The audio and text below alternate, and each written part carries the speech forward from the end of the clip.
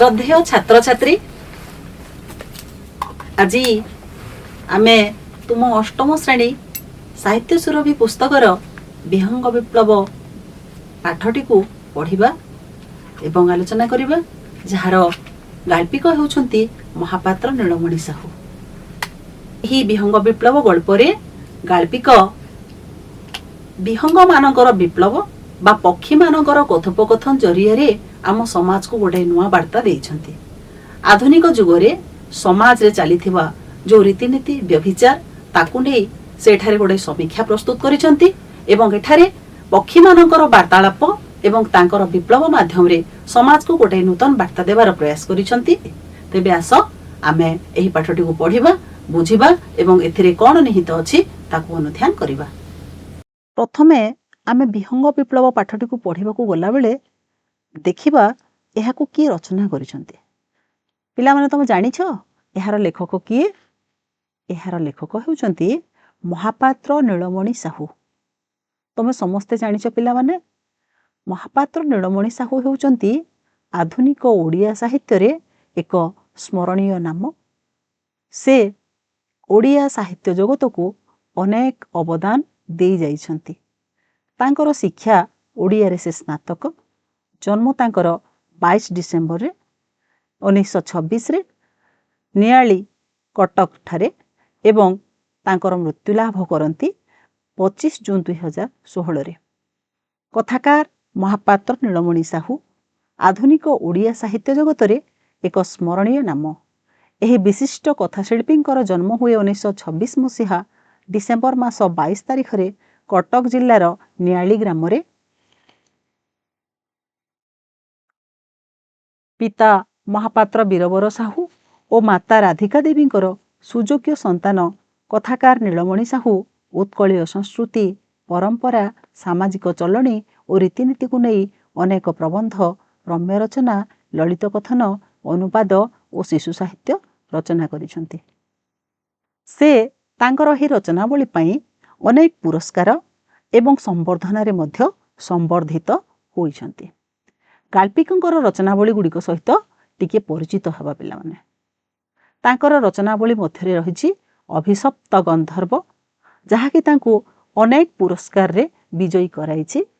तापरे रहिछि अंधरातिर सूर्य बा अंधरातिर सूर्याभिसार आकाश पाताल सुमित्रा रहस्य एवं शृण्वन्तु सर्वे अमृतस्य पुत्राः रानू अपाठारू पुसी पर्यंत कपोत पक्षी गुरु मोर से काल पखाल एवं आहुरी अनेक काव्य कविता गल्पर समाहार रे रुद्धिमंत तांकर साहित्य संभार। केंद्र साहित्य अकादेमी पुरस्कार रे से मध्य पुरस्कृत 1984 रे जहाँकि अभिशप्त गंधर्व पाई से पाइथिले। सही अभिशप्त गंधर्व पाई से मध्य ओडिशा साहित्य अकादेमी पुरस्कार लाभ करथिले 1978 रे, सारला पुरस्कार रे 1983 रे एवं साहित्य भारती सम्मान रे मध्य से सम्मानित जहाँकि भारतर एक विशिष्ट पुरस्कार। तेणु ओडिया गाल्पिक महापात्र नीलमणि साहू आम ओडिया साहित्य को अनेक अवदान दे जाइछंती। तांकर गल्प गुड़िक बहुत सुंदर एवं सामाजिक कथा को नहीं से तांकर गल्प संभार को मनोज्ञ रीति रे लिखिछंती। एठारे पिला माने आमे देखिबा जे पशुपक्षी मानकर कथोपकथन माध्यम रे पशुपक्षी को चरित्र आकार रे नहीं से रचना करिसंती तांकर विहंग विप्लव जहाँकि आधुनिक समाज रो गोटे वार्ता। तेबे आस पिला माने आमे विहंग विप्लव गल्पटी को पढ़िबा एवं तापरे बुझिबा। प्रथमे मु पढ़ुछि तमे देख तापरे आलोचना करिबा। ठीक अछि? एबे पिला माने आज आमे विहंग विप्लव पाठटी को पढ़िबा एवं पढ़ी सारला परे आलोचना करिबा। ठीक अछि? तेबे एठारे गोटे दृश्य देखुछ पिला माने काहार दृश्य कहलो? हाँ पिला माने ठीक कहिछ। एटा गोटे प्राकृतिक सौंदर्य। आमे जंगल रो दृश्य देखुछु एवं मेघमुक्त आकाश रे आमे देखुछु किछिटा पक्षी विहंग माने उड़ी जाउथवार चित्र। विहंग कहले कोन जानिछ पिलाए? ଜାଣିଛ ତ? ବିହଙ୍ଗ, ବିହଙ୍ଗମ, ଖଗ ଏସବୁ ହେଉଛି ପକ୍ଷୀମାନଙ୍କର ଅନ୍ୟ ନାମ। ତେଣୁ ଏଠାରେ ବିହଙ୍ଗମାନଙ୍କର ବିପ୍ଳବ ବିଷୟରେ ଆଲୋଚନା କରିବା। ତେବେ ଆମେ ପଢ଼ିବା ପିଲାମାନେ ବିହଙ୍ଗ ବିପ୍ଳବ। ଏହି ଗଳ୍ପରେ ପଶୁପକ୍ଷୀଙ୍କର କଥାବାର୍ତ୍ତା ମାଧ୍ୟମରେ ବର୍ତ୍ତମାନ ସାମାଜିକ ଜୀବନର ବାସ୍ତବ ଚିତ୍ର ପ୍ରତିଫଳିତ ହୋଇଛି। ଏଠାରେ ଗାଳ୍ପିକ ପଶୁପକ୍ଷୀମାନଙ୍କର କଥାବାର୍ତ୍ତା ବା କଥୋପକଥନ ମାଧ୍ୟମରେ ଯେଉଁ ଚିତ୍ର ଦେଇଛନ୍ତି ତାହା ହେଉଛି ପ୍ରକୃତିରେ ସାମାଜିକ ଜୀବନରେ ଦେଖାଦେଉଥିବା ଏକ ବାସ୍ତବ ଚିତ୍ରର ପ୍ରତିଫଳନ। ତେବେ ଆସ ପିଲାମାନେ ଆମେ ପଢ଼ିବା। ମୁଁ ପଢ଼ୁଛି, ଶୁଣ, ତାପରେ ନିଜେ ପଢ଼ିବ। ଠିକ୍ ଅଛି। ଥର ଥର କରି 3 ଥର ଆମ୍ବ ଗଛର ଡାଳରେ ବସା ବାନ୍ଧିଲାଣି ହଳଦୀ ବସନ୍ତ। ମାତ୍ର 3 ଥର ଯାକ ବୁଢ଼ା ମାଙ୍କଡ଼ ସେହି ଡାଳରେ ଡେଇଁ ତା ବସାକୁ ଭାଙ୍ଗି ଦେଇଛି। ଯେତେ କାକୁତି ମିନତି କରି କହିଲେ ବି ବୁଢ଼ା ମାଙ୍କଡ଼ ତା କଥା ଶୁଣିବାକୁ ନାହିଁ। ମା ହଳଦୀ ବସନ୍ତ ମୁଣ୍ଡରେ ଚିନ୍ତା ମାଡ଼ି ପଡ଼ୁଛି। ବସନ୍ତ ଋତୁ ବା ଆଉ କେତେ ଦିନ ରହିବ? ସାହାଡ଼ା ଗଛମାନଙ୍କରେ ଫୁଲ କଷି ଧରିଲାଣି। ଆଉ ଅଳ୍ପ ଦିନରେ ପାଚି ହଳଦୀ ଗୁରୁ ଗୁରୁ ଦିଶିବ। ବୁଦାମାନଙ୍କରେ ଶଗଡ଼ ବାଟୁଆ କୋଳି ପାଚି ଲାଲ ଟହଟହ ଦିଶିବ। ସେତେବେଳକୁ ଯଦି ଛୁଆ ହୋଇଯାଇଥିବେ, ତେବେ ସିନା ସେମାନଙ୍କ କୁନି କୁନି ଥଣ୍ଟରେ ଏଇସବୁ ମିଠା ପାଚିଲା କୋଳି ଆଧାର ଦେବ। ଛୁଆ ସବୁ ଚଞ୍ଚଳ ଚଞ୍ଚଳ ବଢ଼ିଯିବେ। କିନ୍ତୁ ଏ ପର ଘର ଭଙ୍ଗା ବୁଢ଼ା ମାଙ୍କଡ଼ ତ ମୂଳରୁ ବସା ରଖାଇ ଦେଉନାହିଁ। ସେ ଅଣ୍ଡା ଦେବ କେବେ? ଆଉ ଛୁଆ ଫୁଟିବେ କେବେ? ପିଲାମାନେ, ଏହା ଥିଲା ବିହଙ୍ଗ ବିପ୍ଳବର ପ୍ରଥମ ଭାଗ। ଆମେ ଯାହା ପଢ଼ିଲେ, ତେବେ ଆଲୋଚନା କରିବା। ବିହଙ୍ଗ ବିପ୍ଳବ ପାଠଟି ପକ୍ଷୀମାନଙ୍କର ଗୋଟେ ବିପ୍ଳବର ବାର୍ତ୍ତା ନେଇ ଆସିଛି। ଏଠାରେ ପ୍ରଥମ ଅନୁଚ୍ଛେଦରେ ଆମେ ଦେଖିବା ଯେ ହଳଦୀ ବସନ୍ତ ଗୋଟାଏ ପକ୍ଷୀ, ଯିଏକି ଆମ୍ବ ଗଛର ଡାଳରେ ଥର ଥର କରି 3 ଥର ସେ ବସା ବାନ୍ଧିଲାଣି। ତମେ ଜାଣିଛ ପିଲାଏ, ପକ୍ଷୀମାନେ ଅଣ୍ଡା ଦେବା ଆଗରୁ ନିଜେ ବସା ତିଆରି କରନ୍ତି। ଏଠାରେ ସେହିପରି ହଳଦୀ ବସନ୍ତ ଆମ୍ବ ଗଛର ଡାଳରେ 3 ଥର ବସା ବାନ୍ଧିଛି। ଅଥଚ ବୁଢ଼ା ମାଙ୍କଡ଼ 3 ଥର ଯାକ ସେହି ଡାଳରେ ଡେଇଁ ତା ବସାକୁ ଭାଙ୍ଗି ଦେଇଛି। ତମେ ଜାଣିଛ ମାଙ୍କଡ଼ମାନେ ଖୁବ୍ ବଳୁଆ। ସେମାନେ ଡାଳରୁ ଡାଳକୁ ଡିଆଁ ଡେଇଁ କରନ୍ତି। ଅଥଚ ଏଠାରେ ଯେଉଁ ମାଙ୍କଡ଼ କଥା କୁହାଯାଉଛି ନା, ସେ ଭାରି ଗର୍ବୀ। ସେ ଜାଣି ଶୁଣି ହଳଦୀ ବସନ୍ତର ବସାକୁ ଥର ଥର କରି 3 ଥର ଯାକ ଭାଙ୍ଗି ଦେଇଛି। ଦେଖିପାରୁଛ ତ ପିଲାଏ ଚିତ୍ରରେ ତମେ? ଗୋଟାଏ ବଳଶାଳୀ ବୁଢ଼ା ମାଙ୍କଡ଼ ଜାଣି ଶୁଣି ସେଇ ବସାକୁ ଭାଙ୍ଗି ଦେଇଛି। ଏଥିରେ ହଳଦୀ ବସନ୍ତର ମନ ଭାଙ୍ଗି ଯାଇଛି।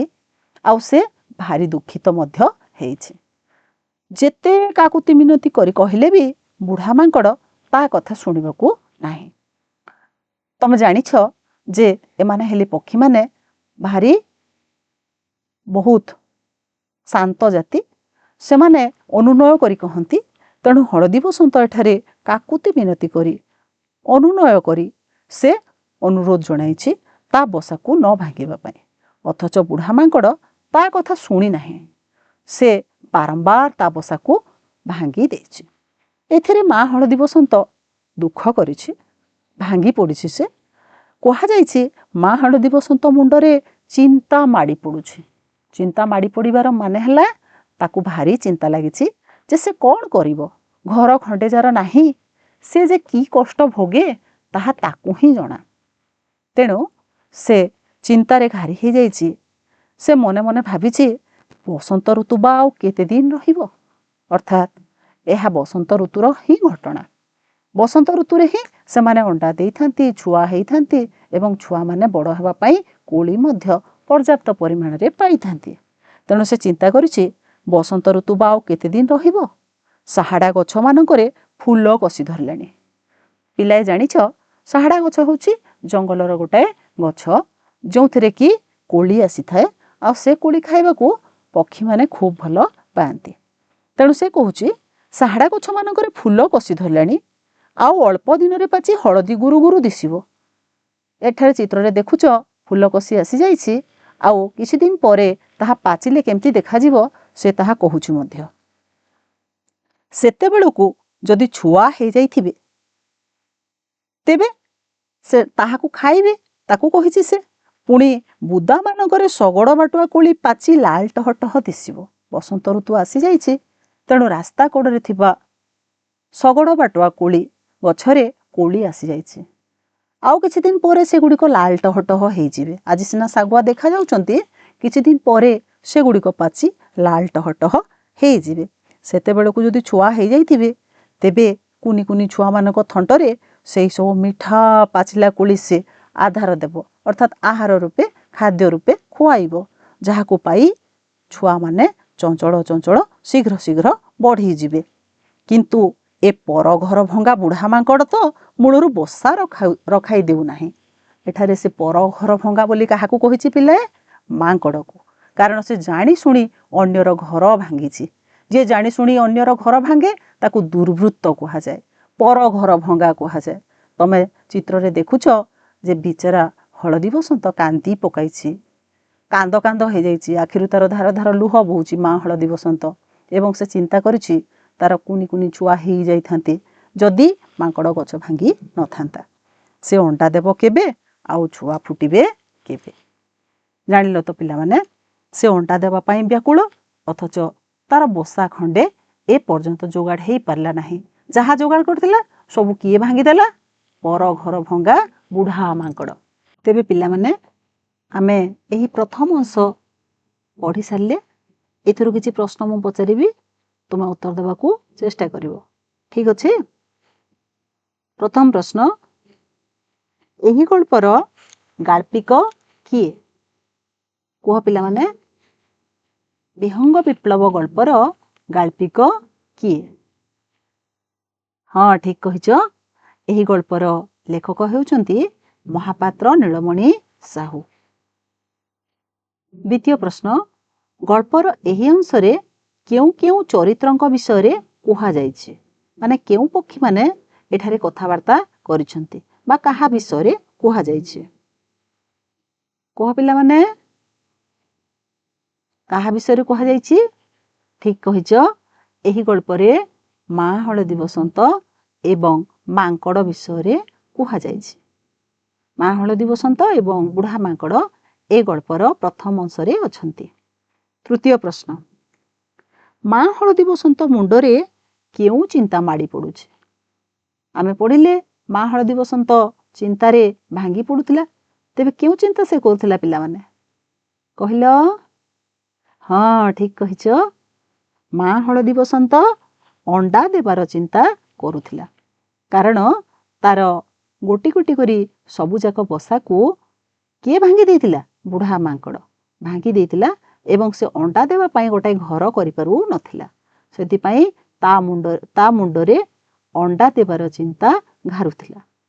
चतुर्थ प्रश्न, एहा केउ ऋतुर कथा?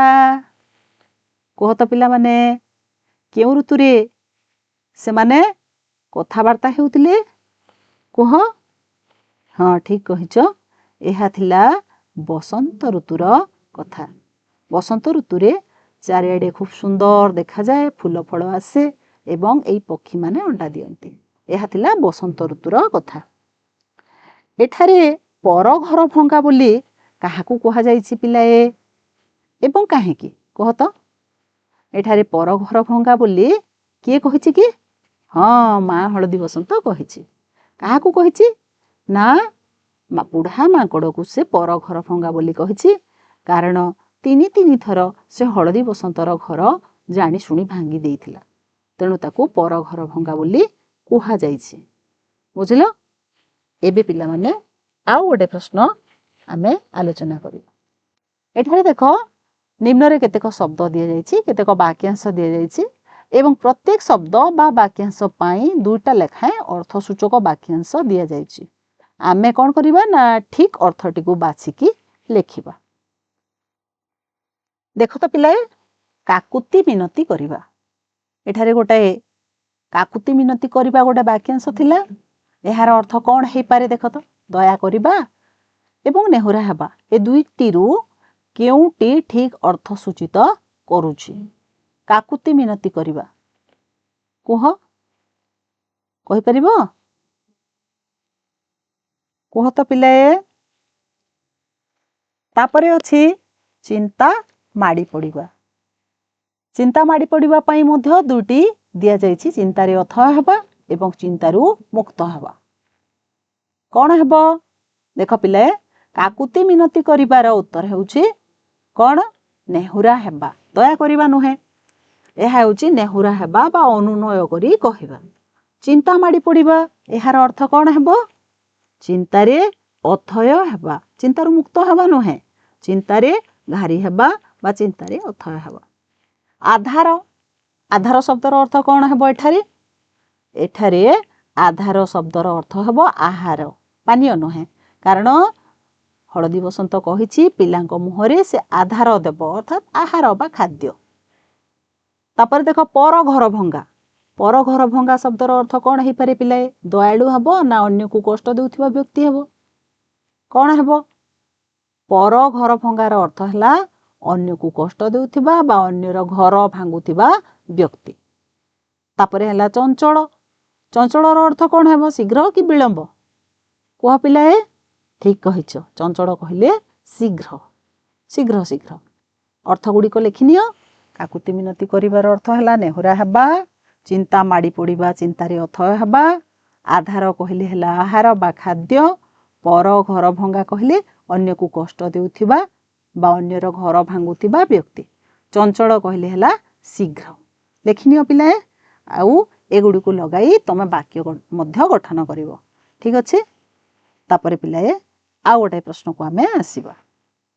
एहा होछि बहु विकल्प प्रश्न, जहार केतेक विकल्प उत्तर दिया जाइथिबो, तमे ठीक उत्तरटी को बाछिबो। ठीक अछि तो तमे एमिति प्रश्न करिछ आगरु। कोली गुडी को पाचिले केउ रंगर देखा जिवो बोली एठारे कोहा जाइछि? कोह तो। कोली गुडी को पाचिले कला देखा जिवो ना नील ना धला ना लाल टहटह? लाल टहटह देखा जिवो निश्चित रूपे। उत्तर हेबो लाल टहटह। द्वितीय प्रश्न अछि, हलदी बसंत केउठारे बसा बांधिथिला? कोह तो पिले, एठारे चारिटी कौन दिया जाइछि विकल्प, आमे बाछिबा। पथर संधिरे, आंब गछर डालरे, पानी भितरे, घर कोणरे। केउ उत्तरटी ठीक हबो?